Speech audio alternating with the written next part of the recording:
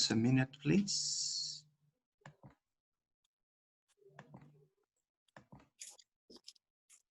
Yes, can you watch my screen? ¿Pueden ver mi pantalla? ¿Pueden escribirlo por el chat? Yes. Para no estar cruzando los audios. Yes. Perfecto, yes. Muy bien. All right. Entonces ahí tenemos, miren. La plataforma de Edu Perú, ¿no? Este es su aula virtual. Aquí en la parte derecha tienen los diversos materiales. ¿Ya? Miren lo que vamos a ir trabajando en clase. ¿Ya? Estos son los materiales que ustedes van a tener para poder hacer lectura, análisis del tema que estamos trabajando en esta semana y en la segunda semana. Más que todo en la primera semana, ¿no? Por ejemplo, ahí tenemos estos PDFs, ¿ya? Que son los temas que vamos a tratar. Aquí donde dice Syntax Analysis of Sentence, estas son las diapositivas que vamos a utilizar ahora, ¿ya? Ya están en PDF, ya la tienen ustedes para que tengan a la mano. Luego tienen los distintos artículos o temas que vamos a ir realizando, ¿ya? Comenzamos con este que es What is Syntax, ¿ya? Y la separata, por decirlo así, que vamos a utilizar ahora, o que voy a explicar ahora, es esta de aquí, ¿no? Que dice Chapters 1, 2, Syntax the Sentences, ¿ya? Y estas otras lecturas son para aumentar o para que ustedes tengan mejor información, una información más detallada del tema que estamos tratando, ¿no? Porque acuérdense que aquí tenemos el tiempo corto, entonces tenemos en ese material un poco más reducido, pero ahí les estoy dejando otros materiales para que ustedes puedan ir leyendo y ampliando de repente o reforzando lo que hemos visto en clase. Luego tienen también su material audiovisual, ¿ya? Miren, tienen videos que refuerzan lo que estamos viendo en clase también, lo pueden hacer ustedes, dan clic ahí y ustedes van a ver los videos, son enlaces a videos, ¿ya? Y aquí donde ven este documento en Word, miren, este documento en Word son las actividades que ustedes tienen que realizar. Se dice Tasks about Syntax, ¿ya? Son las actividades que ustedes tienen que realizar. Y ustedes van a subir aquí sus archivos, miren, acá, a ver, acá ustedes tienen sus archivos, ¿ya? Yes, Tanya, you can download the documents to print, yeah? So you have this possibility, all right? Aquí ustedes tienen para subir los archivos, o sea, las actividades, para que ustedes puedan ir desarrollándolas y entregándolas para su evaluación, ¿no? Dime, Darío creo que levantó la mano.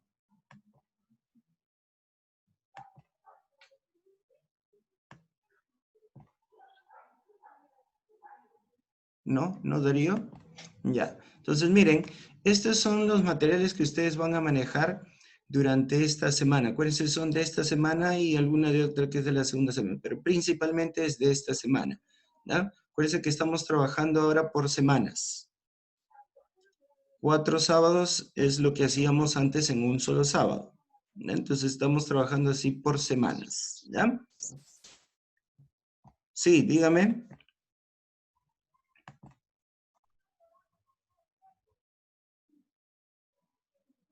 A ver, un ratito voy a dar el permiso para que entren más colegas. Ya está, listo. Ya. Entonces, no se olviden, por favor, estimados colegas, vamos a trabajar aquí el material. Tienen aquí el material de trabajo y también tienen su material audiovisual, ¿ya? Y aquí tienen la opción para subir las actividades, que está aquí en el archivo en Word. Ya son las actividades que vamos a trabajar en clase. Los temas son relacionados a lo que vamos a hacer en la clase. Y tienen ahí la opción de subir ustedes, ya sea en Word, ya sea como una imagen, o toman una foto de repente, ¿no? De repente ustedes lo imprimen y lo desarrollan así con su lapicero. Eso le toman foto y suben aquí donde dice subir archivos, cursos, ¿ya? Ustedes ahí le van a dar a ese enlace, a ese recurso, para que puedan subir ahí sus archivos, ¿ya? Los que de repente han estado trabajando ya desde los meses o de los módulos anteriores es casi similar a lo que trabajamos con el Google Classroom, ¿no? pero ahora estamos trabajando a través de la plataforma de la institución, ¿no? ¿Ya? Entonces, no se olviden, por favor. Aquí entonces tenemos los materiales de trabajo, los materiales audiovisuales y aquí ustedes tienen para subir su actividad o sus actividades para ser evaluados. ¿Ya? Entonces, eso sería rápidamente lo que es el trabajo que vamos a ir realizando a través del uso de esta plataforma. ¿Ya? Vamos a darle permiso aquí a alguien más. Ya está. Perfecto. Muy bien. Les decía también, tratemos de repente de desactivar la cámara para poder que la red no se congestione mucho, ¿ya? Y podamos llevar la clase con normalidad, ¿no? Y no tengamos tantas interrupciones, ¿ok? Hasta aquí alguna pregunta. A ver, vamos a ver aquí un ratito. Hay más personas. Un ratito, denme un segundito.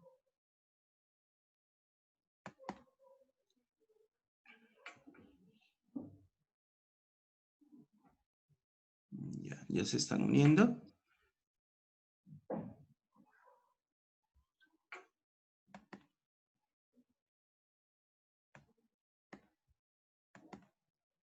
Ya, a ver, esperamos aquí. Listo. Okay, as you know, this is module 4, and this is the module 4 related to linguistics. Remember, we are talking about the linguistic parts, no, the analysis of the language. So I'm going to show you here the slides that you can watch and follow me. As I told you, you can have the opportunity to download the slides on PDF. They are on PDF file. Yeah? So don't worry if you don't have maybe the opportunity to take notes because the slides are on the platform, all right? Can you watch the slides? Yes?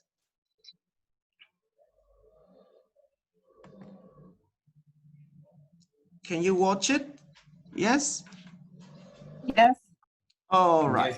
Yes. Yes. Okay, so we're gonna start. Remember that this is related to the specialization program, and in this part, in this opportunity, we're going to talk about syntax. Syntax. Here you have as a general term, what is syntax?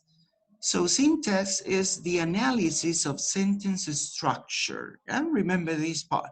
Syntax is the analysis of the sentence structure. So here on this module, we're going to analyze the construction of sentences, how we are going to structure sentences, how are we going to make up sentences in the English language. No? So this is in a general term.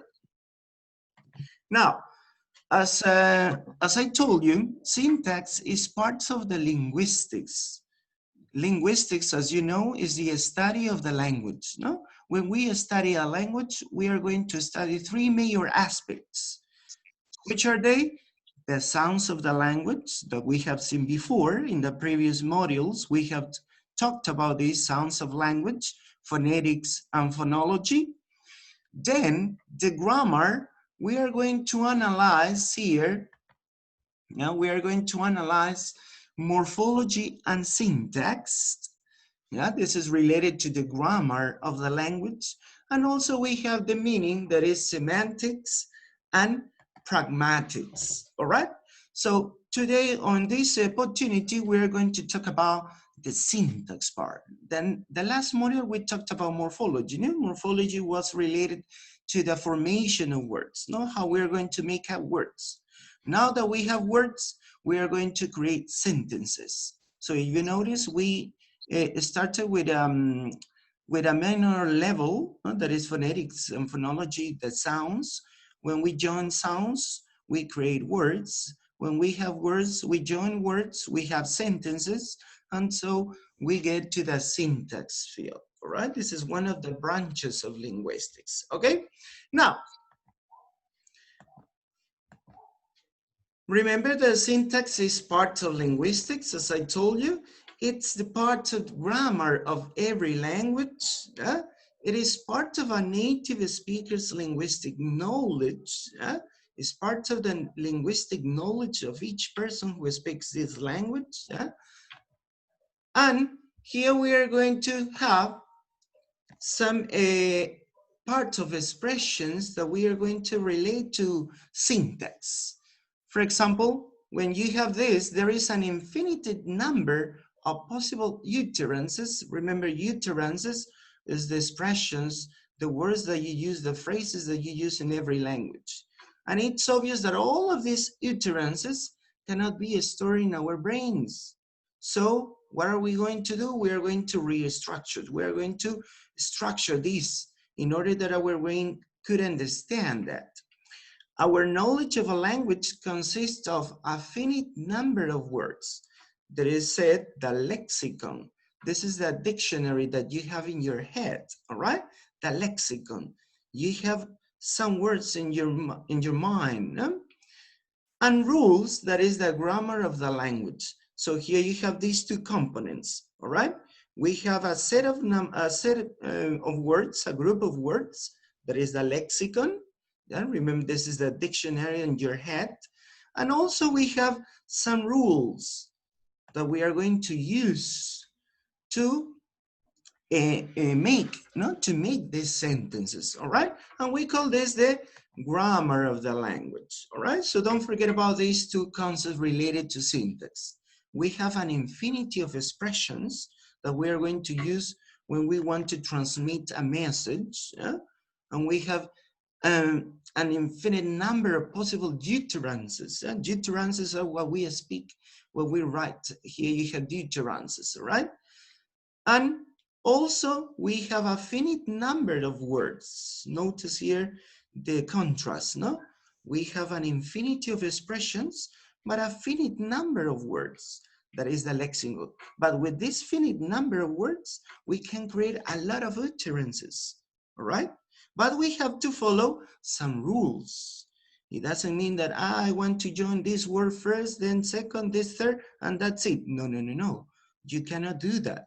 You have to follow some rules, some patterns, some structures with this finite number of words, and also you can create utterances, all right? Now, here, the next point to consider is that everyone who can speak knows how to use the rules, all right? Everyone who can speak knows how to use the rules, but nobody can really state exactly what the rules are. No? Sometimes, for example, if we give an example to our reality, to our context, we are Spanish native speakers.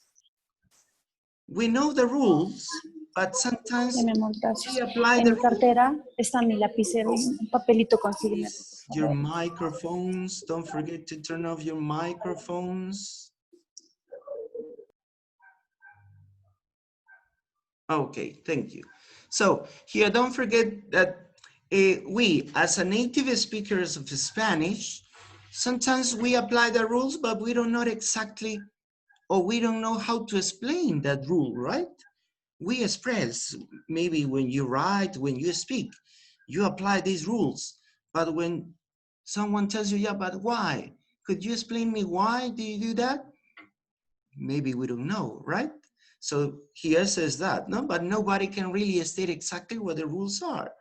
Understanding syntax and morphology that we have seen in the last class can help researchers to understand how young children learn their native language. So when you analyze the language, or when you analyze the branch of syntax and morphology, it helps us to know how we acquire this language, all right?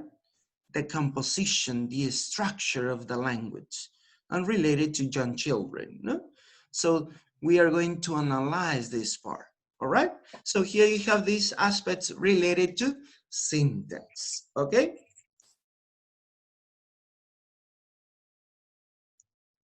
Now, we are going to pass to, just a second. Okay, so there is a famous linguistics that is called Chomsky. I don't know if you have heard about Chomsky. Oh, sorry. Yeah, this is a famous linguistics Yeah, and he talked about something important when we acquire a language, all right? So he says that we have a universal grammar. This is the UG, yeah? The universal grammar. What does it mean, the universal grammar? That every human being has a structure in a brain. Now we have some structures, language structures in our brain. And it depends when the place we were born, we adapt these structures and we can acquire any language, all right? This is the universal grammar, okay? The universal grammar. It says that we have an internal structure, yeah, in our brain, and depending on the place you were born, you acquire or you adapt this structure to acquire the language, okay? Yeah? So this is the theory of Chomsky. Chomsky, remember, is a famous linguistics, yeah? And he says that we have an internal structure in our brains. This is one of the part. Another aspect that he mentions is that all languages have the same underlying structure. What does it mean? Here you have an example. All languages have nouns and verbs. So they have some similarities in the structure. All languages have nouns, all languages have verbs, all languages have adjectives. Maybe the position of this word in a sentence change, but all of these languages share some characteristics, all right? So this is related also to the universal grammar, all right? That all the languages share some characteristics, general characteristics, all right? So here says also, and parameters whose setting varies from language to language. So the setting, the position, the placement that we give to this word change. But all the languages share these characteristics, right? All of them have nouns, all of them have verbs, all of them have adjectives, all of them have pronouns, no? So all the languages have these characteristics. So this is called the universal grammar. Look at an example here. English and Chinese, for example, have this structure, SVO, subject, verb, object, all right? But Japanese, notice here, what is the structure? SOV, so it means subject, object, verb. Notice, we change the placement, we change the order of these words. But all of them have subject, all of them have verbs, and all of them have objects. So this is called the universal grammar. Remember, yeah? This is called the universal grammar. How we arrange, yeah? So that's why here says the setting, no? The setting varies. So it means how we arrange these components, it change. But most of these languages have, no, all the languages have these characteristics. The other one, Spanish and Chinese, prod drop, English, no prod drop. So what does it mean? That we are going to take out some words, all right? And we are going to omit some words. So we have these characteristics when we have some sentences. Let's say compare, for example, English and Spanish. Notice here this structure. Here in our language, we use a lot of the well-known, this name of this noun. This is a tacit, not tacit noun. But in English, no, we cannot do that. For example, in Spanish, you could say, oh, ayer fui al mercado. So you omit, notice, you omit the subject. You don't say, ayer yo fui al mercado. You say, ayer fui al mercado. So in English, it's not possible to do that. You have to mention the subject. So in English, this sentence would be like this. Yesterday, I went to the market.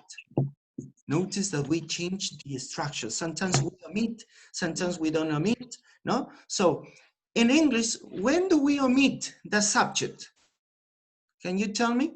When do we omit the subject? Commands. Yes, that's it. In commands, imperative, no? We call this structure the imperative form, to give commands or make a request, no? So notice the structure changes, all right? How we order this component changes. This is what it means. This is called the universal grammar. Remember, universal grammar means that all languages have the same underlying structure. So they have similarities, all the languages. But how we arrange, how we structure, how we place these components varies, all right? So this is what it means. Disculpe, no se escucha. No, no, no. Anybody? Can you hear me? Can you hear me? Yes, I can hear you. Yes. I can hear you too. Okay. Yes, I hear. Yes, it is I clear. can hear, teacher. Okay. Maybe your audio, you have to check carefully your audio, please. It's perfect. It's perfect.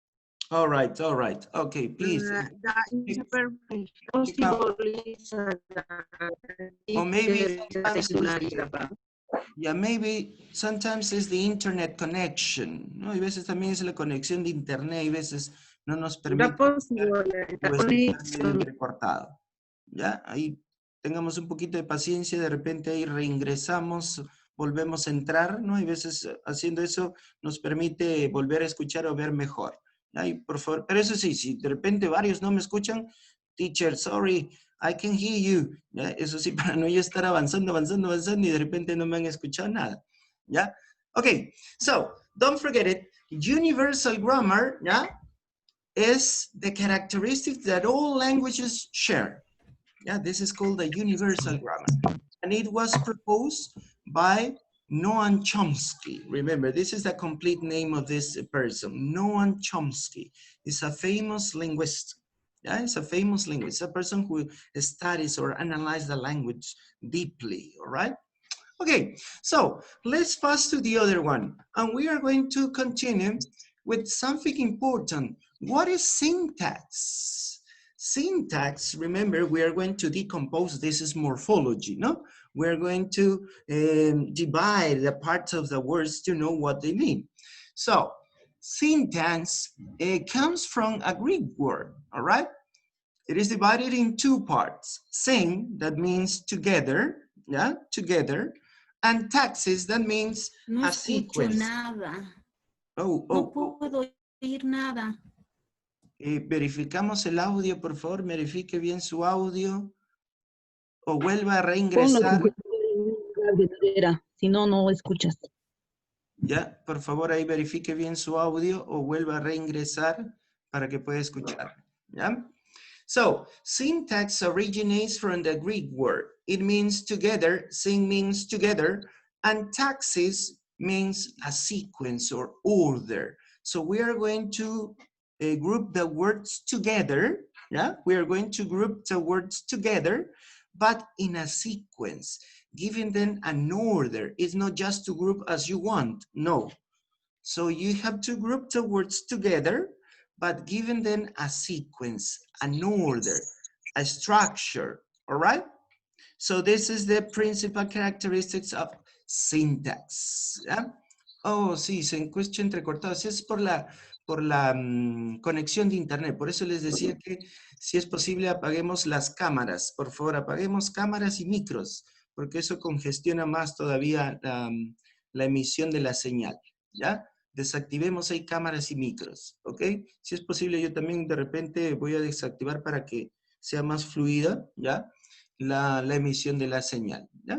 Ahí tengamos un poquito. Acuérdense que esto también está siendo grabado, así que si tienen alguna cosita que no pudieron escuchar bien, no se preocupen, porque lo van a poder tener también en su plataforma, porque estoy grabando yo esta sesión, ¿ok?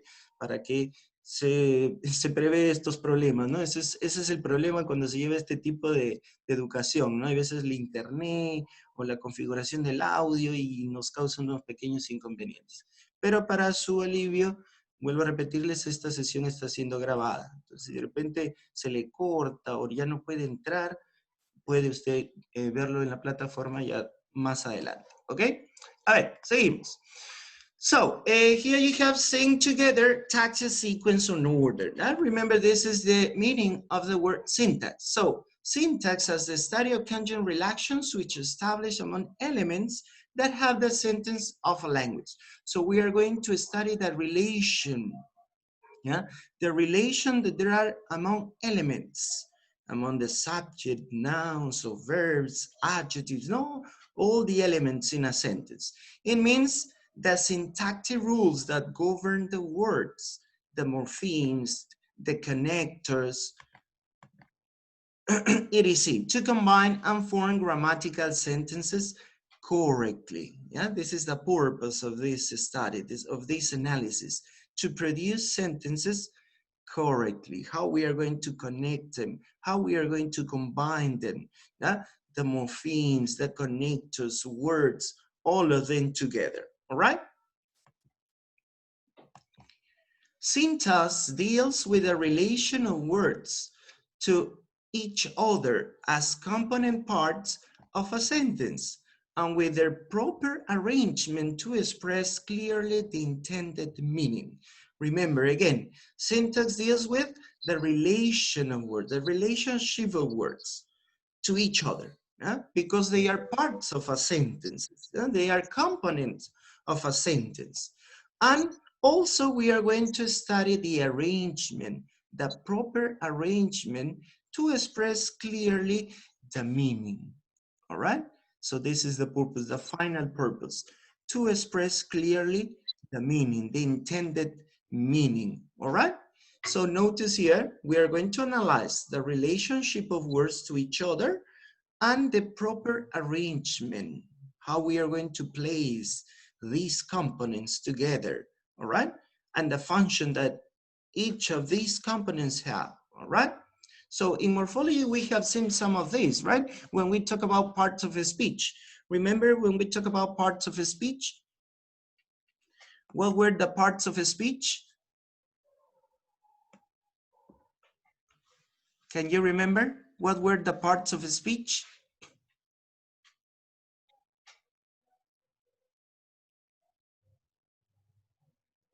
Oh, again, Betty, Tanya, can you listen to me? Yeah, I can, teacher. Okay, okay, okay. All right. So what are the parts of a speech? Can you remember? We talked about this in morphology. Parts of a speech. Can you remember this? Parts of a speech. No, nobody? Nobody, nobody? Parts of a speech? You can write it on the chat too. No, no, nobody? Parts of a speech? Remember, parts of a speech are the different types of words that we have in a language. We have nouns, verbs, adjectives, and also we talked about the function of each word, right?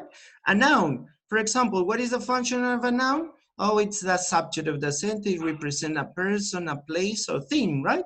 A verb, what is a verb? Oh, it's an action or an state. No, so here you're analyzing the different components, parts of a sentence. And we have seen also this morphology too, no? So we are going to analyze the relationship of words and the proper arrangement to express clearly the intended meaning or the intended message, all right?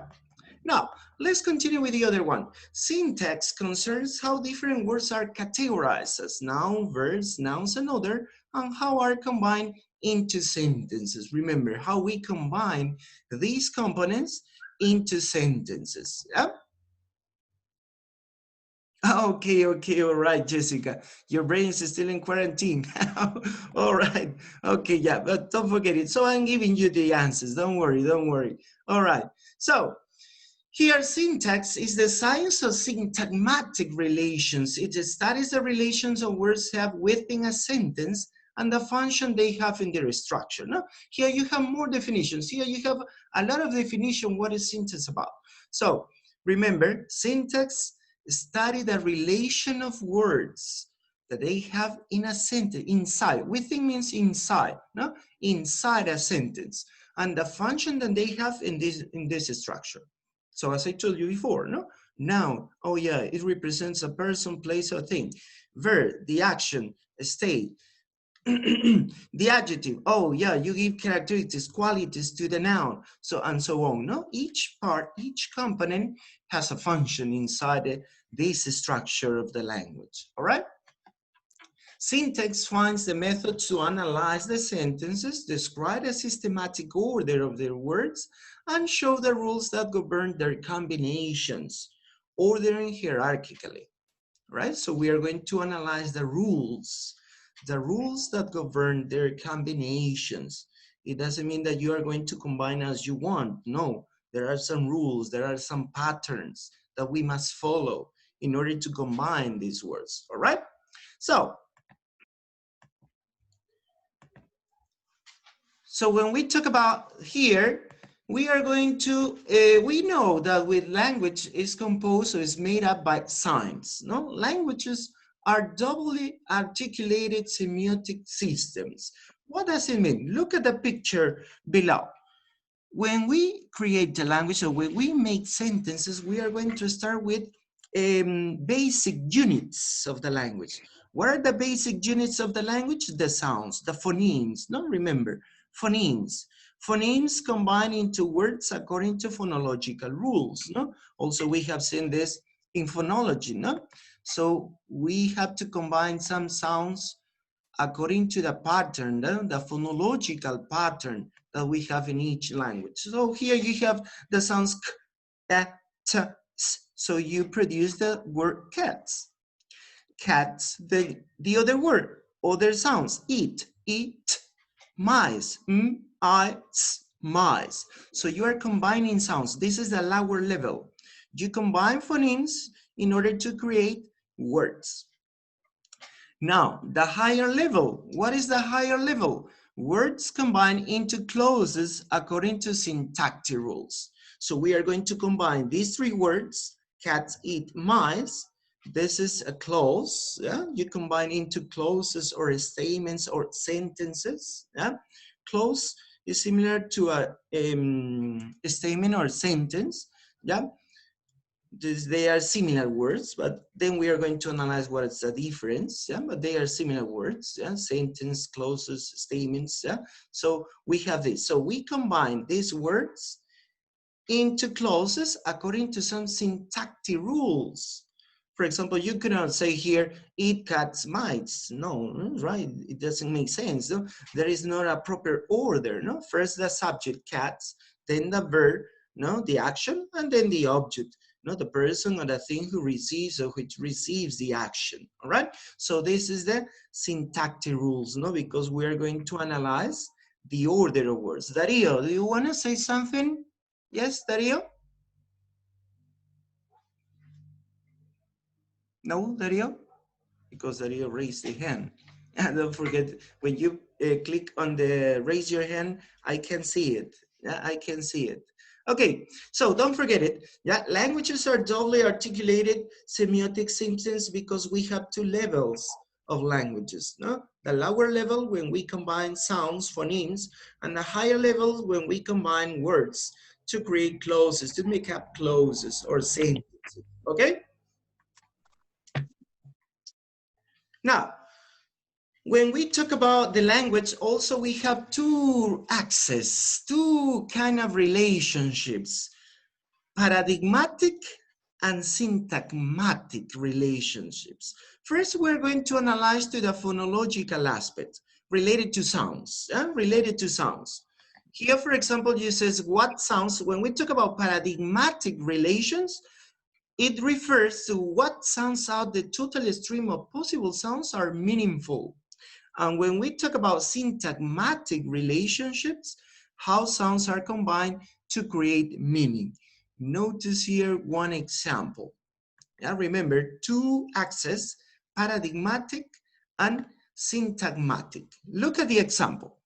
You have here two arrows, right? One in an horizontal way and the other one in a vertical way. The horizontal says syntagmatic relationship. So it means how we are going to combine sounds. We have the sound ba plus the sound e plus the sound ta. And we have the word bit. So how you combine these sounds together. Paradigmatic is the options that you have to replace these sounds. For example, you can replace ba with the sound s, and you create another word, right? Sit. You replace the sound ba with the sound m, and you have meat. Or you can replace it with n, and you have the word neat. Notice here the syntagmatic and paradigmatic relationships. These are the two axes of linguistics. Don't forget about it. Syntagmatic, it's the horizontal, how we are going to combine the sounds. In this case, the sounds, no? Which sounds can we combine? Paradigmatic is the vertical, is the possible options that we have to replace this, all right, and create more words, all right, because you are creating words. You replace one phoneme to another phoneme, and you change the meaning of the word, and you are creating another word. So here we have these two relationships. Remember, syntagmatic and paradigmatic. All right, just a minute. Someone wants to join to the class. All right, okay, yeah. So languages are able to carry meaning because they are organized every level by two sets of rules. Remember these rules: syntagmatic and paradigmatic. These are the two relationships, the two axes of language. Syntagmatic structure is the way words combine, as I told you before, how we combine, yeah, the way words combine to make a grammatically acceptable unit. Yeah? How we combine words to create a grammatically acceptable unit. Paradigmatic is when you choose from competing linguistic options available within a syntagmatic sequence. All right? So you have the different possibilities that you have in order to change the meaning. You replace one word to another word and you change the meaning. No? For example, when you say, oh, my daughter is going to study French. You're talking about your daughter, right? But you can replace daughter with another noun related to it. No? You can say, oh, my son is going to study French. My cousin is going to study French. All right?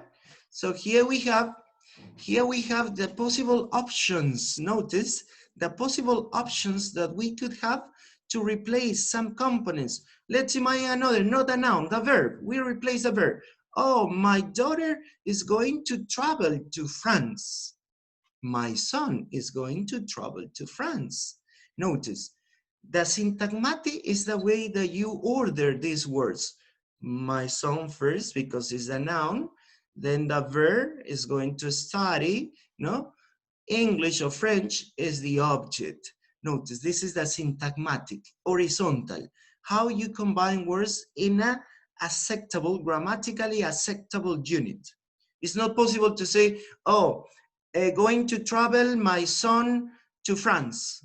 It's not possible, right? So syntagmatically, these sentences is wrong. There is not a good combination of words. There is not a good order of words. This is a syntagmatic structure. Paradigmatic, oh, the replacements, the options that you could have in order to change the meaning of the sentence. All right? So as I told you before, you say first, my daughter is going to travel to France. You could say, my son is going to travel to France. Oh, my father is going to travel to France. Notice that I'm replacing my daughter, my son, my father. So possible options, linguistic options that you could have to create or to make more sentences. But remember that we change the meaning, all right? Could it be possible to replace my son, my daughter, or my father with the sandwich? The sandwich is going to travel to France. Syntagmatically, notice here, syntagmatically, the sentence is okay because we have the noun, we have a verb, and we have an object, no? The sandwich is going to travel to France, but the paradigmatic is not correct because when you say my father, my daughter, my son, you're talking about people. But the sandwich is not a person. So paradigmatically, this sentence is not okay. It's not good, all right? Because it doesn't have a sense. And it's not part of the possible option to replace this component, all right? So we have these two axes, don't forget it, syntagmatic and paradigmatic structure. The example, this is a similar example that I gave you. Mario goes to the park. Mario could be replaced by they. They go to the park. Now, this is the syntagmatically. But what about the sandwich? The sandwich goes to the park. Syntagmatically, I'm going to repeat again. Syntagmatically, this sentence is okay. The sandwich goes to the park. Yeah, the sandwich goes to the park. The noun, the verb, and the object, no, on a complement. So structurally, the sentence is okay. It's right, all right?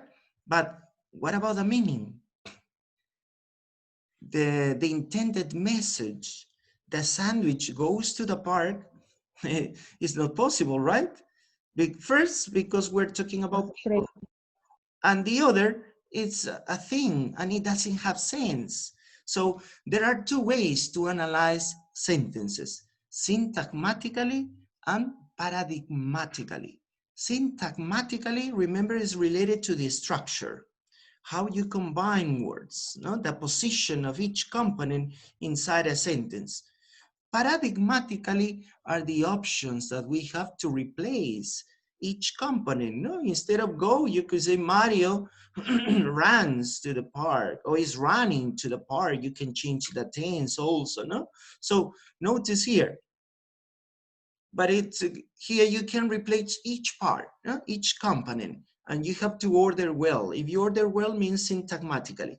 And the other is the possible options that you have to replace each component, all right? And it needs to have sense, okay? So this is the syntagmatically and paradigmatic. Another one, this is a diagram, yeah? Remember, in order to understand better about these points, paradigmatic and syntagmatic axis, yeah? So paradigmatic axis means substitution. Yeah, remember, substitution. For example, you say the horse or the child, and you have different substitutions, no? And we have to check if they have sense or not, no? And here in the verse you have kicked, run, walk. This is substitution. Syntagmatic axis is the association. How you combine this word. The child ran. The horse kicked, or the child walked.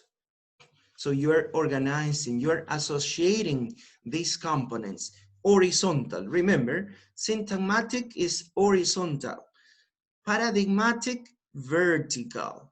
The different options, alternatives that we have to replace each component, all right? So we have these two axes. This is the two axes of a language in order to analyze the sentences in a paradigmatic way or a syntagmatic way, all right? So don't forget about these two ones. Now let's pass to the topic, the principal topic of syntax. Syntax, as I told you, is how we are going to structure sentences. So what is the sentence? The sentence is a linguistic unit that has meaning, and it doesn't belong to another higher linguistic unit. We call a linguistic unit a piece of discourse which has meaning, by which the sentence is a whole, a unit that has meaning. So we're going to join these pieces, these parts, these components to make a complete meaning, no? A unit that has a complete meaning, because each part also has meaning, right?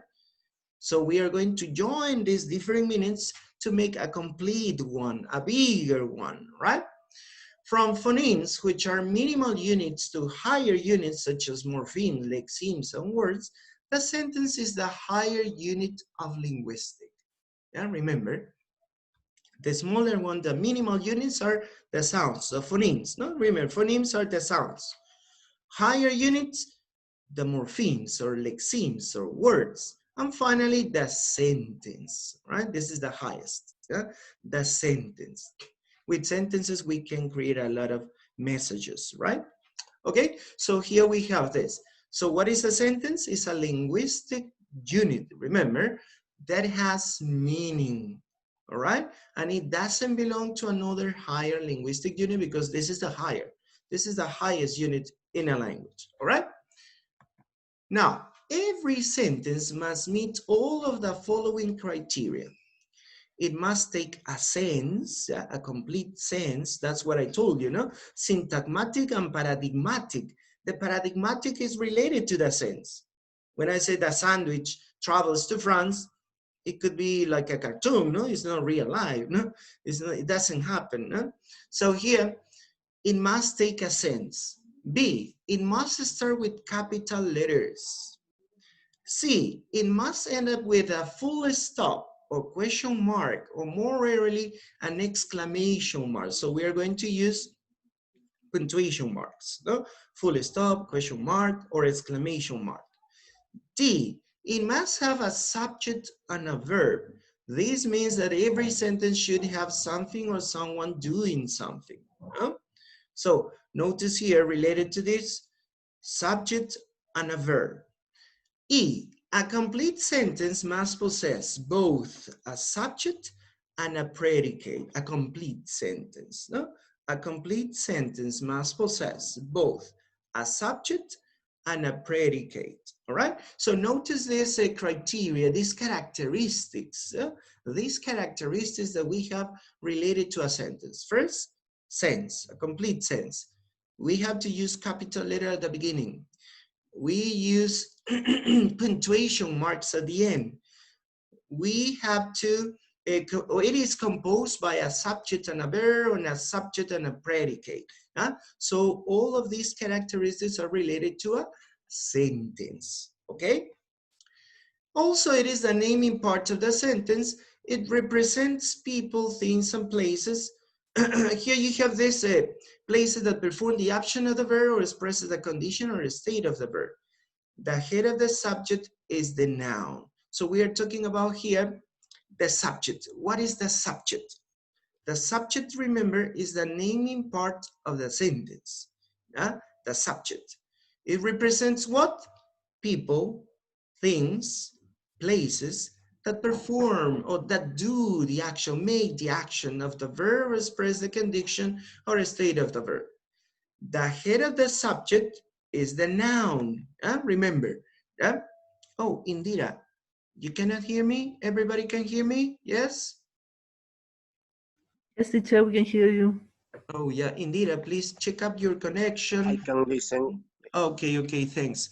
So check up, Indira, check up your connection, or maybe your audio configuration. Yeah, check up this, or maybe try to re-enter again. All right, please. Okay, so don't forget it. We are analyzing the components of the sentences. First, we have the subject. The subject is the naming part of the sentence. Represents people, things, places that perform an action, all right? Or verb, or condition, or a state. No, we have different kind of verbs, action or states. And it's the head of the subject. So it's the principal part of the subject. It's the noun. The examples: Mario speaks English. Mario performs the action of speak. Juan is tall. Juan expresses the condition of is. So in the first one, it's an action, and the second one is a state, not a condition, right? So Mario and Juan are the subject of the sentence.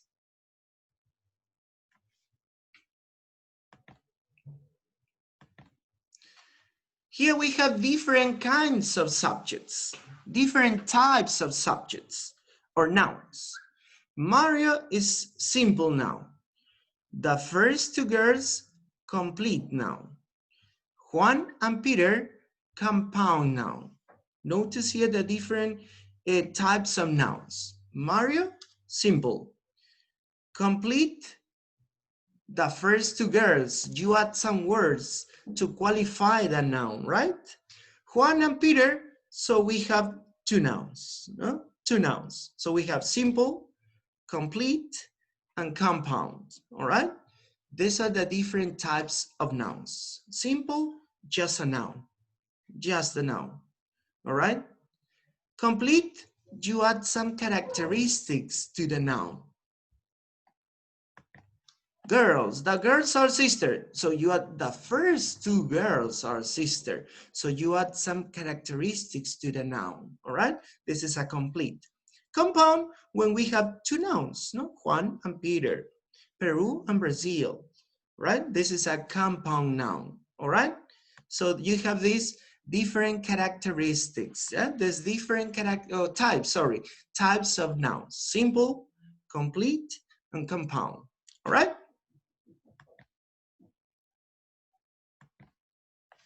Let's pass now to the predicate. This is the second part of the sentence, no? The predicate. What is the predicate?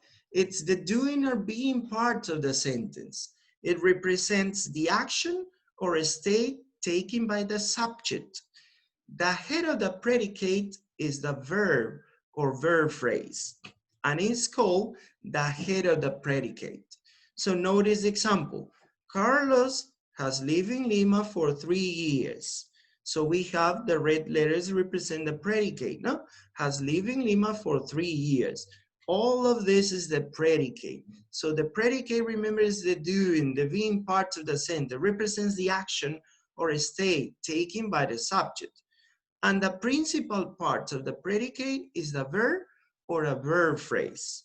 It is called the head, no? This is called the head of the predicate, all right? Again, we have different types of predicates, similar to the noun. No? In the noun, we have simple, complete, and compound. Something happens similar here. Simple, runs. Complete, speaks slowly. And notice, you are qualifying the verb using an adverb. How does Maria speak? Slowly. So you are qualifying. You are giving more specifications. You want to say that? You are giving more characteristics about the action. Speaks slowly, speaks fast, speaks fluently. You're adding more information about the verb. This is a complete predicate. Yeah? And compound, when you have two verbs. No? Sarah was singing quietly and smiling to herself. Two actions, singing and smiling. So this is a compound predicate. Notice here again, simple, just a verb, runs, simple. Complete, a verb plus a determiner, a qualifier. You're giving more information about the verb. This is a complete predicate. Compound, two actions, two states, no? Here in the example, you have two actions, no? Singing and smiling. Sarah was singing quietly and smiling to herself. So this is a compound predicate. Don't forget about these three terms, similar to the nouns, no? Simple, complete, and compound. So here you have the table in order to sum up these points, no? Subject, simple, James. Complete, my friend James. Compound, James and I. And notice that we have the different types of subjects. James, simple one. Oh, indeed. Oh, I don't know what happened. Maybe it's your configuration of the audio. De repente es la configuración del audio, Indira. Ahí sí no te podría decir qué está pasando, pero el resto me está escuchando. Si fueran varios que no me escucharan, ahí sí el problema de repente es mi conexión. Pero si el resto me está escuchando, ahí de repente tu conexión está fallando un poquito. ¿Ya?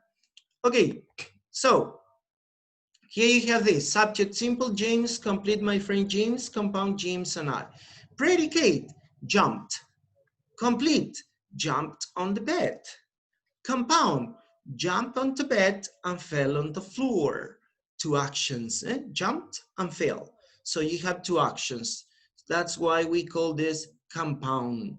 This is a compound predicate, all right? So don't forget about the different types, and the different types of subjects and predicates. Simple, complete, and compound.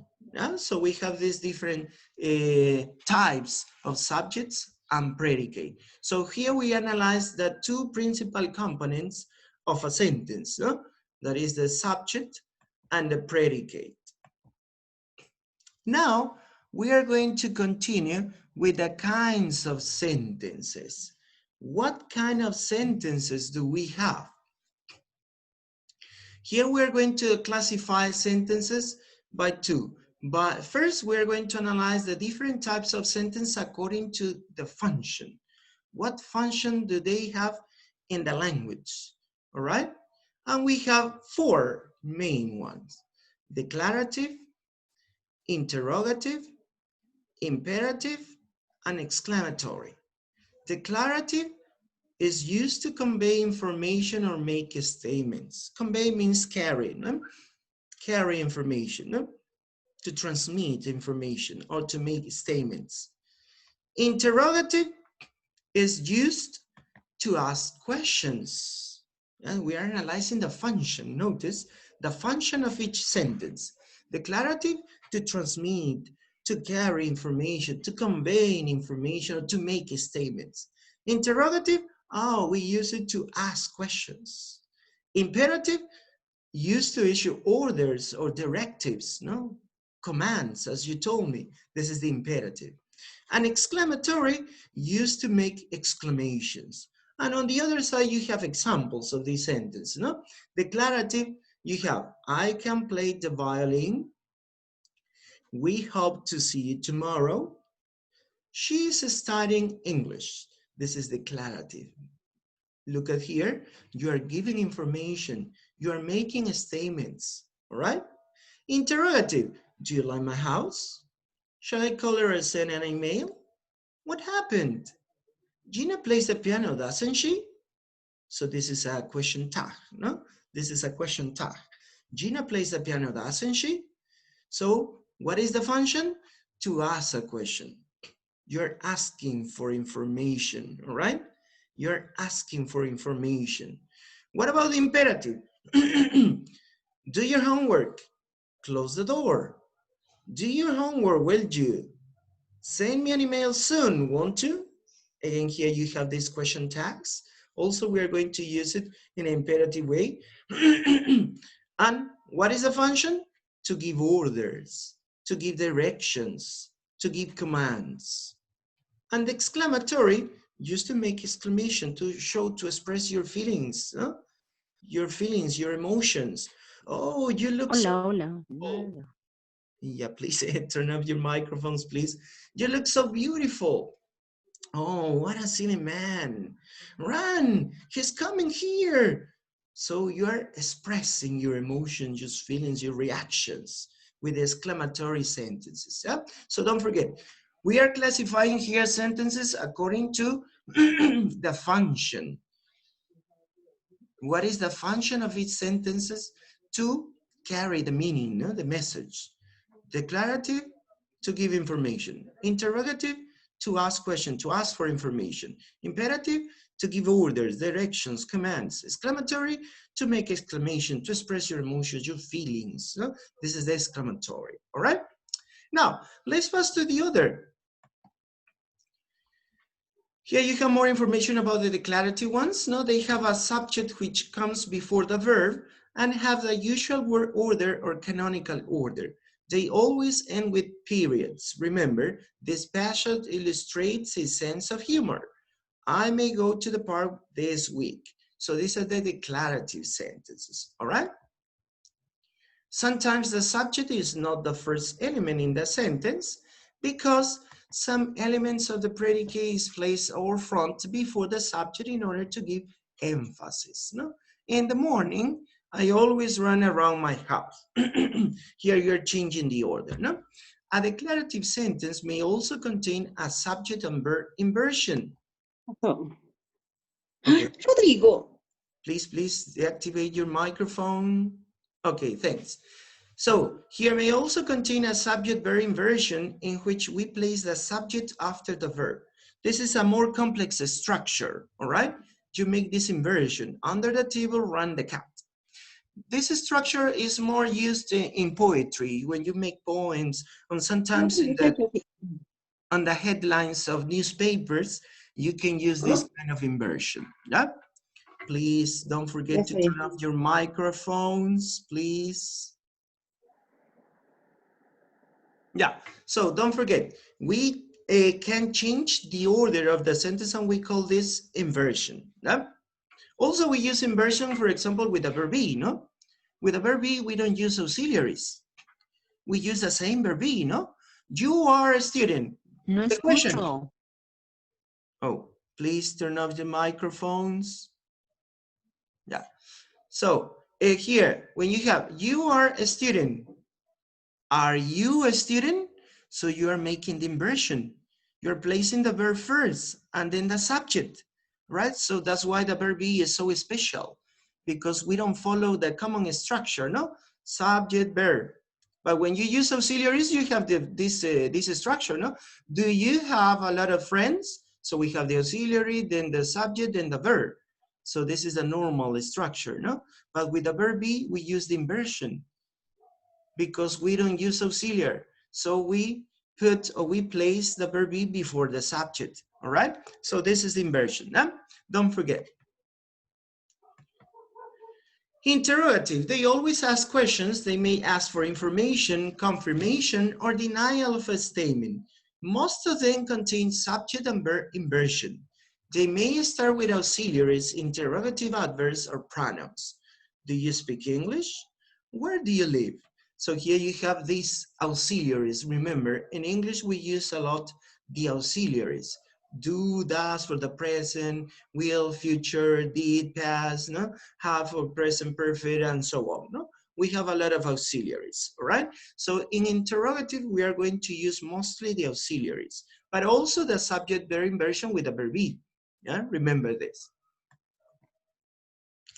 Sorry. Usually open with verbs, this is the imperative, usually open with verbs because they often contain subjects. If a subject is present, it is usually you, but as a rule, the subject is lacking, so you omit the subject. A noun or pronoun can function as a subject. They may request or give a command. No, Sue, come here. The rest of you, stay where you are. Help me lift this box. So here you have this. Normally, the imperative sentences start with a verb. Yeah? They usually open with verbs, but sometimes we can add a subject. Yeah? Sometimes we can add a subject or a noun. Yeah? And the function is that they give or request commands. What about the exclamatory sentences? Subjects precede the verb. They are introduced by phrases opening with the words how or what. Yeah, this is another structure. They express a thought with a strong emotion. Their structural forms can be formalized as. So here you have some structure in order to make exclamatory sentences. We are going to use how plus the adjective, how lovely. How plus the adjective plus a clause, how cold it is. And notice we're using how. We are making exclamatory, exclamating sentences. How plus an adverb plus a clause, how beautiful you sing. How plus a clause, how you have grown. What plus a noun, what an idiot. What plus adjective plus noun, what lovely flowers. Okay, so here you have these exclamatory sentences using how and using what. Using how, we could use an adjective or we could use an adverb, right? Using a what, you can use a noun or you could use an adjective. Remember, they express a thought with a strong emotion, all right? For example, no, you can express this period that we are passing through, no? What a terrible moment we are passing through. So you use this, eh? What a terrible moment we are passing through. how terrible it is. You're expressing your thoughts with a strong emotion, using how and using what. So notice these structures in order to make exclamatory sentences. Exclamatory sentences. Now, this is related to the function. Remember, we are classifying sentences according to their function. Declarative, interrogative, exclamating or exclamatory sentences, and imperative sentences. So we have 4 types of sentences according to its function. But there is another way to classify sentences. Now we are going to classify sentences according to their structure. How we are going to organize the sentences. Notice here 2 types, 2 different categories.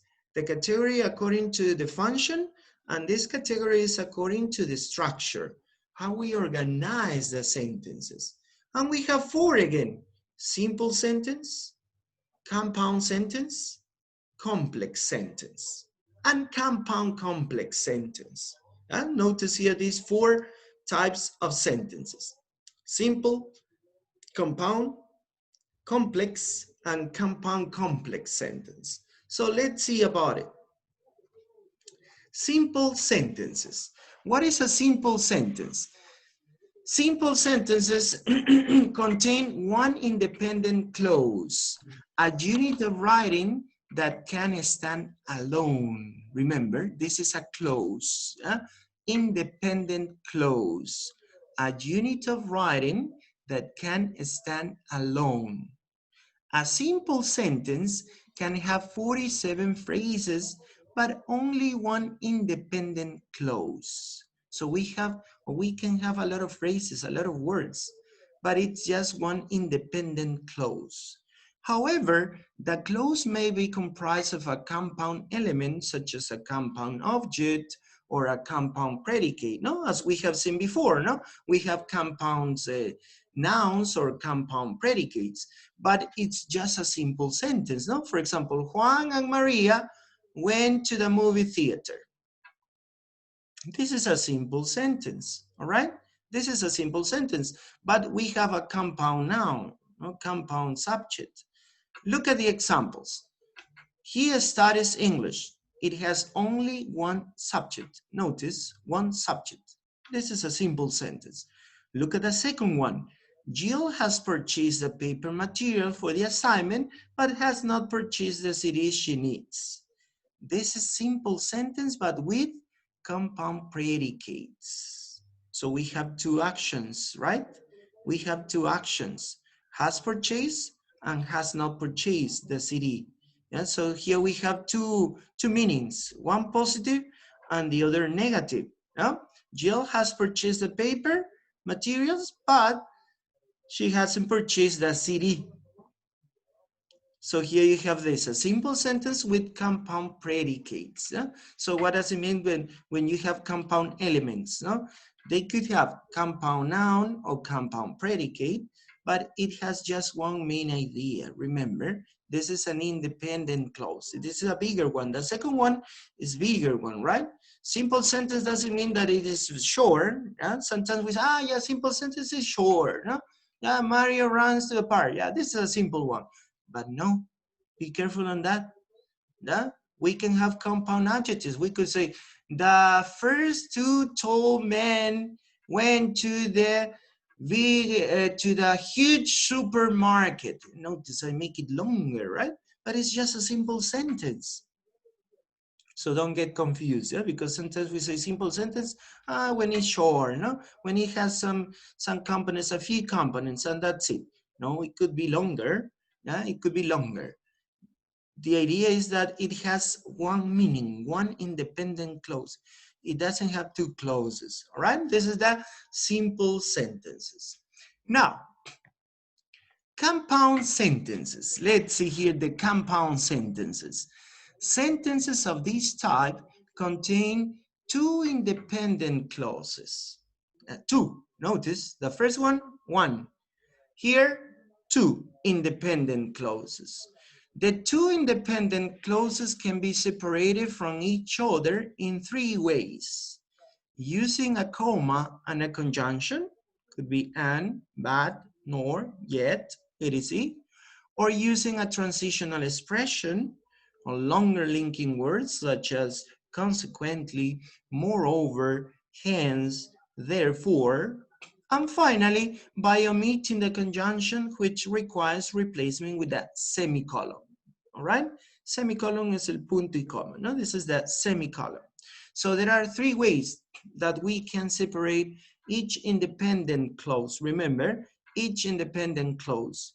Using a comma and a conjunction, using a transitional expression or linking word, yeah? And we can omit the conjunction and we place here the semicolon, all right? So there are three ways that we are going to separate or divide each independent clause. Notice here the example. I love conjunctive adverbs, comma, but my students love each other. Two independent clauses that can stand alone. The comma before the conjunction is needed. And notice here, two independent clauses. So we have here, we have here, I love conjunctive adverbs. This is one clause, one idea, one message. And then you have another idea, another message. But my students love each other. Two independent clauses. If you take out one of these clauses, you can have the sentence by itself, no? For example, let's imagine that I take out my students love each other. I just stay with I love conjunctive adverbs. Yeah, that's it. It can be alone, all right? My students love each other. Can be alone. It doesn't need the other part, right? It doesn't need the other part. So that's why we say they are independent clauses, because they don't need each other. But teacher, why do we join them? To give a more specific details. Huh? You're making your structure more complex. If you say, I love conjunctive adverbs, period, full stop. My students love each other. These are simple ones, no? Simple sentences. So in order to make your structure complex, you join these two independent clauses by using commas or using conjunctions. Let's pass to the second example. John is not able to help me. I plan to ask Susan for help. So notice here that we have, excuse me, I'm meeting another two people. Just a minute. Yeah, okay, that's it. John is not able to help me, semicolon. I plan to ask Susan for help. Notice we are joining two independent clauses. The conjunction is missing, so you don't write a conjunction. Instead of the conjunction, you use the semicolon. Semicolon is needed rather than a comma to separate the two independent clauses. Yeah? So notice here how we are going to separate the two independent clauses. The third one, I can name several conjunctive adverbs, comma, consequently, comma, my friends are impressed. So here you're using the longer expression, the adverbial expression, consequently. Two independent clauses separated with transitional expression consequently. Therefore, the semicolon before and a comma after are required. So here you have this. Don't forget about these ways to separate. These ways to separate these two independent clauses, compound sentences. These are, please turn on your microphones. Your microphones. Don't forget about your microphones. Let me see, just a minute, please.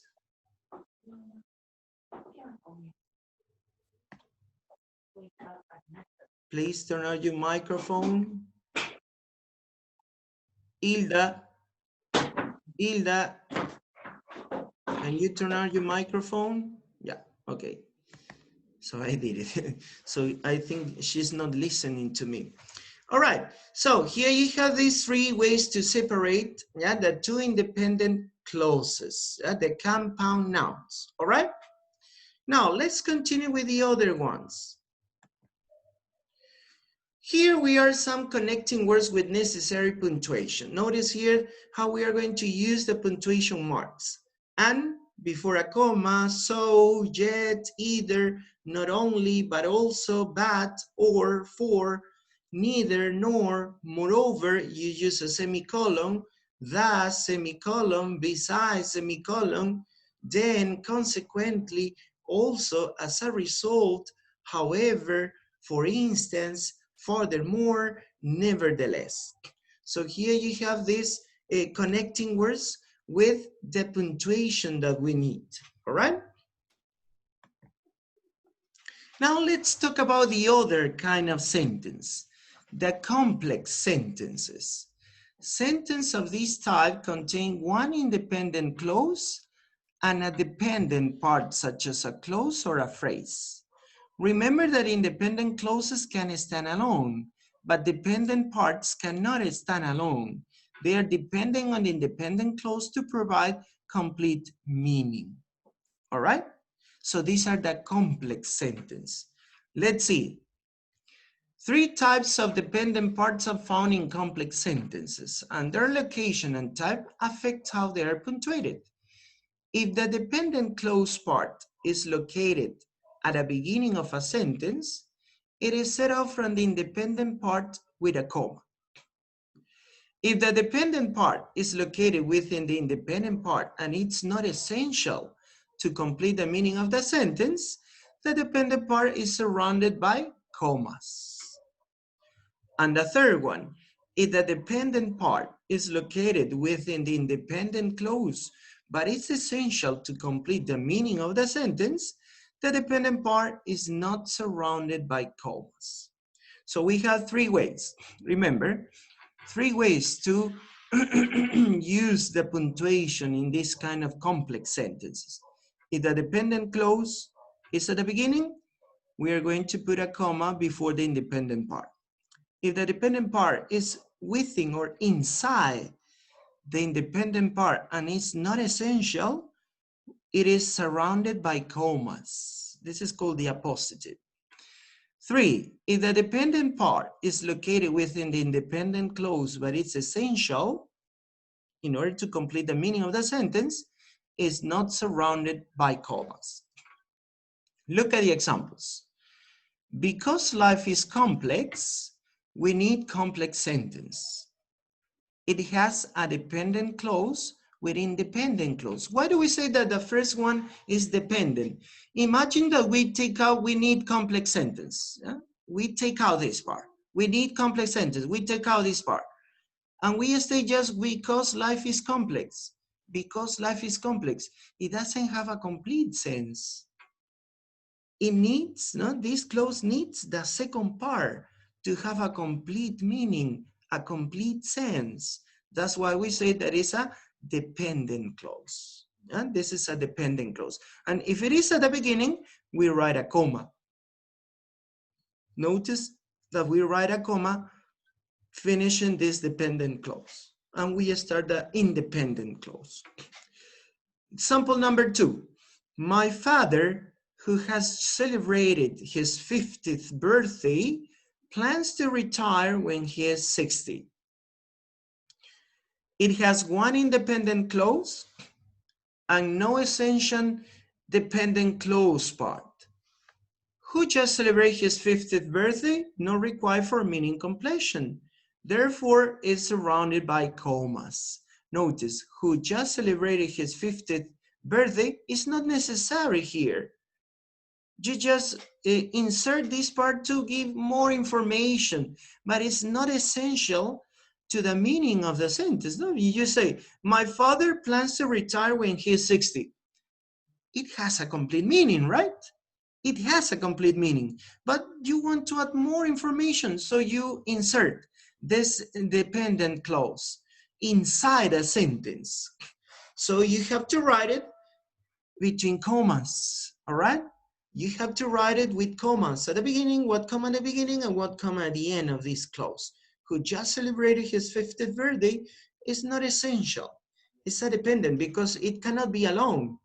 if you take out my father plans to retire when he is 60 and you just stay with who just celebrated his 50th birthday, it doesn't have sense, right? Who just celebrated his 50th birthday, but what else? You need more, all right? That's why we call this clause dependent, because it doesn't have a complete sense, a complete meaning. It needs more, it needs a clause, another clause to have the complete meaning, the complete sense. That's why we have this complex sentence. This is a complex sentence, don't forget it. Situation number 3. The car that is parked on the street needs to be moved. Here we have an independent clause and an essential part that is parked on that street required to complete the meaning of the sentence. Therefore, is not surrounded by commas. Notice here, the car that is parked on the street needs to be moved. So that is parked on the street is essential because the car needs to be moved. But which car? If you say the car needs to be moved, but which car? Which car I'm going to move? I don't know which car. So you say the car that is parked on the street needs to be, oh yeah, the car that is parked on the street. All right, okay, I got it. So notice here, this clause that is parked on the street is essential. If you take out this part, the sentence doesn't have a complete sense, a complete meaning. So you don't write commas. Notice, you don't write commas.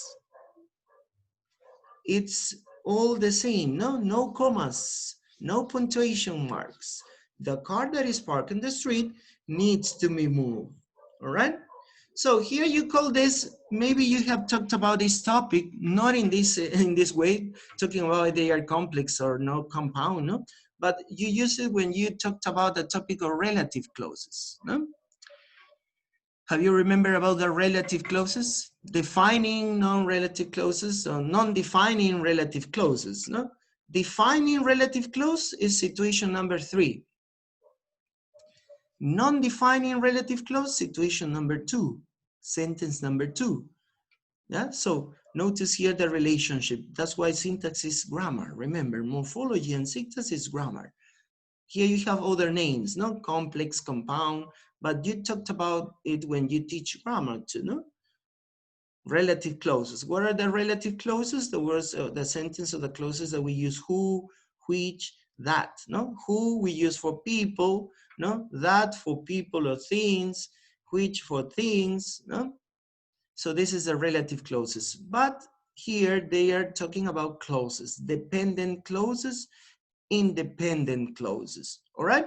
So don't forget about the complex sentence. I'm gonna give you another example. Have you remember about the conditional sentences? Yes or no? Conditional sentences. How do you make conditional sentences? Can you tell me? How do you make conditional sentences?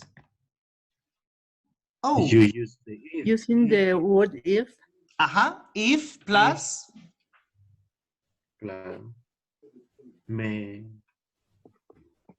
Here it depends, no? It depends on the number of conditional, no? It depends.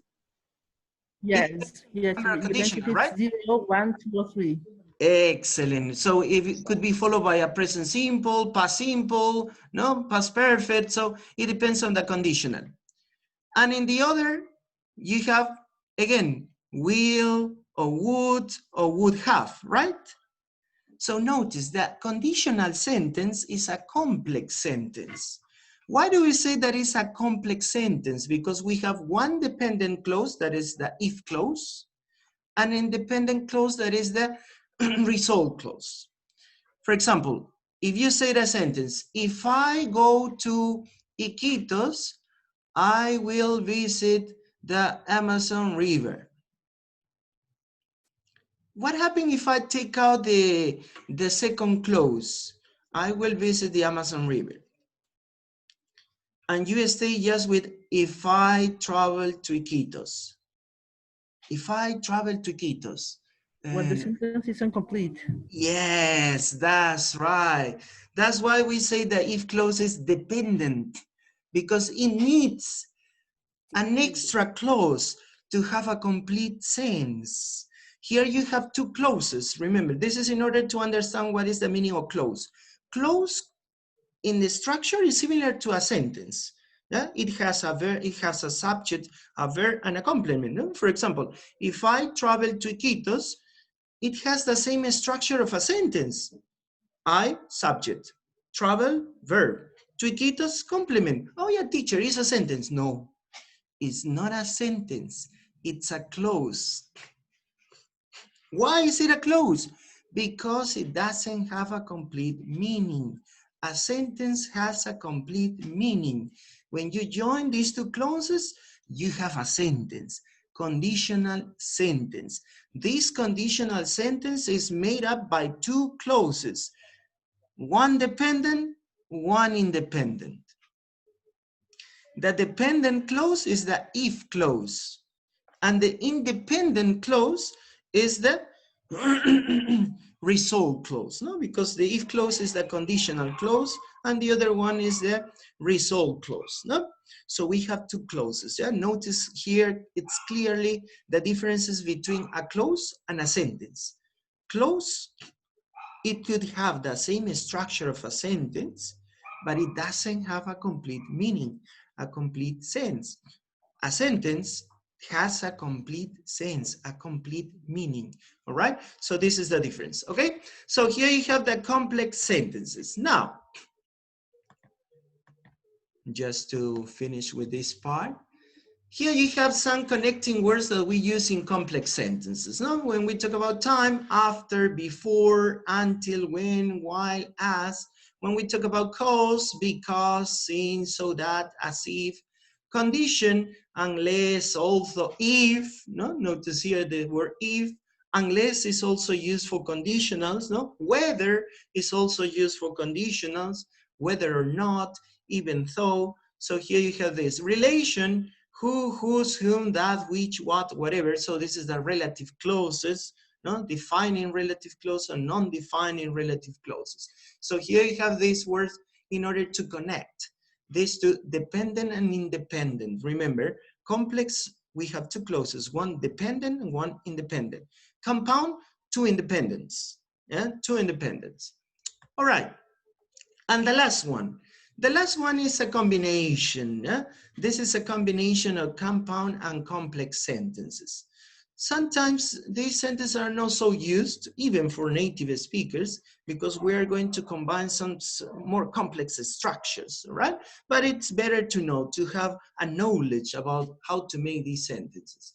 A complex compound sentences contains two or more independent clauses and one or more dependent parts. These sentences use conjunctions and subordinators. For example, look at the example. Because I am an English teacher, some people expect me to speak perfectly, and other people expect to write perfectly. Notice that we have here three clauses, all right? One is dependent, and the other two are independent. We are going to use more connectors, no? More connectors, because, for example, here you have because, you use the punctuation mark that is the comma, you use the conjunction and, so you are combining, notice here, you are combining these sentences. You know, the first part, the first clause is dependent, because I'm an English teacher. Yeah, but what else? What else? No, you need more. Because I'm an English teacher. Yeah, what else? Oh yeah, the next part. Some people expect me to speak perfectly, and other people expect to write perfectly. We have here two independent clauses. This is a compound. Notice, some people expect me to speak perfectly, and other people expect to write perfectly. This is a compound because we have two independent clauses plus a dependent clause, and we make a compound complex sentence. So here you have this sentence. Notice it's not so used a lot in real conversation, but it's important to know, to have a knowledge. No? It's important for teachers to have knowledge of these different kind of sentences. Okay, so here you have these four kinds of sentences. Ya, I think that time it's getting over. Ya, el tiempo nos está ganando. A ver, estimados colegas y profesionales, vuelvo a repetirles, vuelvo a hablar español para de repente los que llegaron último, entraron de repente más tarde, ¿ya? Estas diapositivas están en su aula virtual que está en la plataforma de la institución, ¿ya? Y ustedes tienen todas estas diapositivas. Esta clase está siendo grabada, de repente para algunos que han tenido problemas con el audio, la conexión y todo lo demás, hay veces que no nos permiten escuchar bien o entender bien, está siendo grabada, ¿ya? Ustedes también la van a tener ahí dentro de su plataforma. Así que no se preocupen, por favor, si es que no escucharon o se escuchó entrecortado.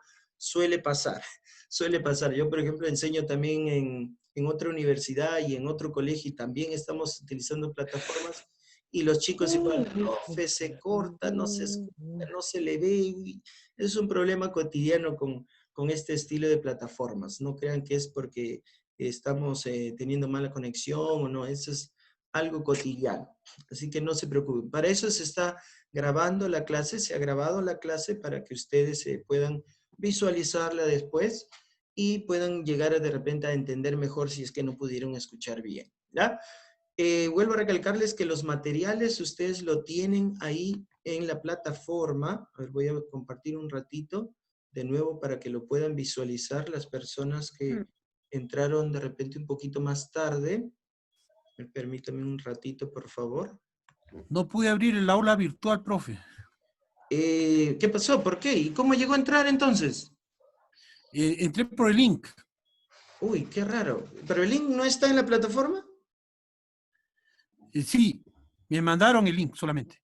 Ah, ya, no, entonces de repente es ya problemas eso sí tiene que, con la parte administrativa, ahí tiene que coordinar porque eso de la plataforma sí no lo administro yo. Ahora sí ya no lo administro, eso ya lo administra la parte administrativa. Ahí sí tiene que coordinar con ellos. A ver, le paso a mostrar un ratito para que puedan ver la plataforma. A ver, permítame un minutito, porque ya estamos terminando. Nos quedan poquitos minutos. A ver. ¿Pueden ver? Sí, díganme, a ver si pueden verlo.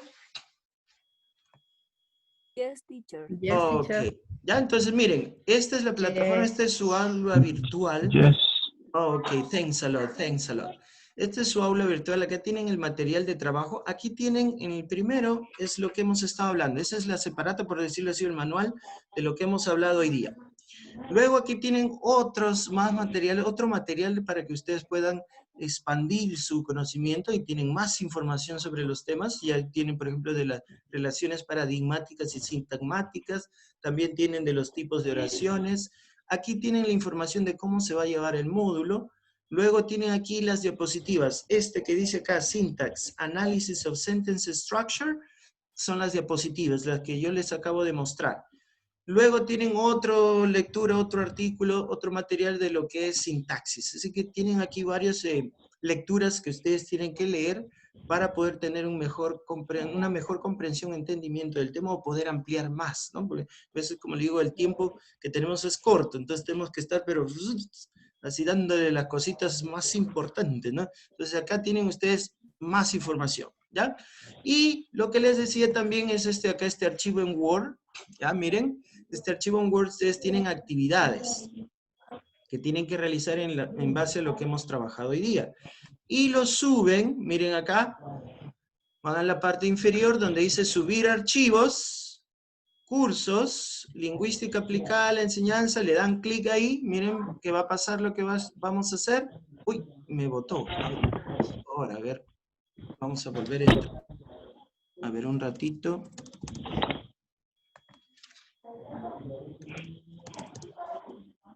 Desde la plataforma. A ver, vamos a volver a entrar aquí. A ver, apagamos micros, por favor. Micro. Ya, acá está. Miren, ¿ve? Le di clic donde dice subir archivos, curso de lingüística aplicada, y me sale esto. Aquí ustedes seleccionan el archivo, ya sea Word, ya sea foto, de lo que han completado, de las actividades que se les pide. Y ustedes seleccionan el archivo, lo suben ahí y acá dice subir archivo. Ahí ponen su nombre, la descripción de la actividad, miren, y dice nombre, descripción, y suben el archivo, ¿ya? Esa es la manera en que ustedes van a subir su actividad. Ahora, la fecha, ¿para cuándo van a subir esa actividad? Tienen, como hemos estado trabajando siempre, eso no va a cambiar, ¿ya? Tienen todo este mes, como acuérdense que el módulo era por mes, solo que ahora lo estamos separando por semanas, ¿ya? Para no hacer todo en un solo día, porque sería pero recontra complicado llevarlo virtualmente. Lo estamos llevando así, 4 sábados, lo que comprende el mes. Entonces igual, este trabajo tienen para realizarlo hasta todo este mes. 27 de junio estamos, tienen el plazo hasta entregar hasta, a ver, déjenme ver aquí, hasta el 27 de julio, que sería un lunes, o sí, un lunes, ¿ya? Para poder ir revisándolo, ¿ok? Entonces, casi vamos a trabajar con lo mismo que hemos trabajado del Google Classroom, pero ahora estamos utilizando esta plataforma, ¿ya?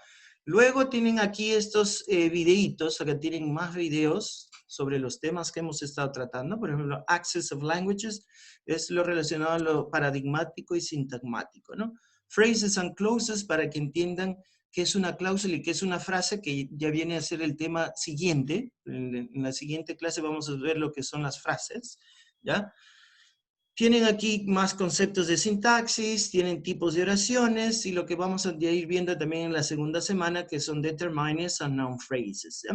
Entonces estos videos, por favor, también tienen que verlos. Son cortos, no son extensos, no son de media hora máximo. Creo que el máximo que hay ahí es de 9, 10 minutos nada más. El resto son de 5, 4 minutitos, 6 minutitos, así, ¿ya? Así que no se asusten, no dicen, pero eso vamos a ver 20, 30 minutos, o mucho, muy pesado, ¿no? Son cortitos, solamente para que ahí no se vayan las ideas, ¿ok? Listo. A ver, creo que ya el tiempo nos gana. Ahora sí, eso creo que ha sido todo por hoy. That's all for today. So, see you next class.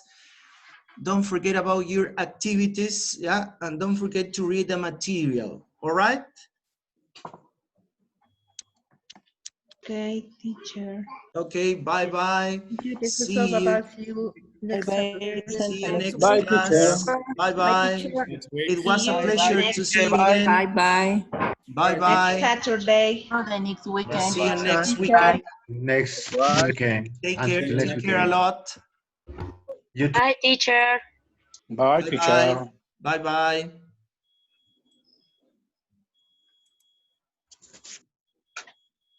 Bye, teacher. Bye-bye. See you next week.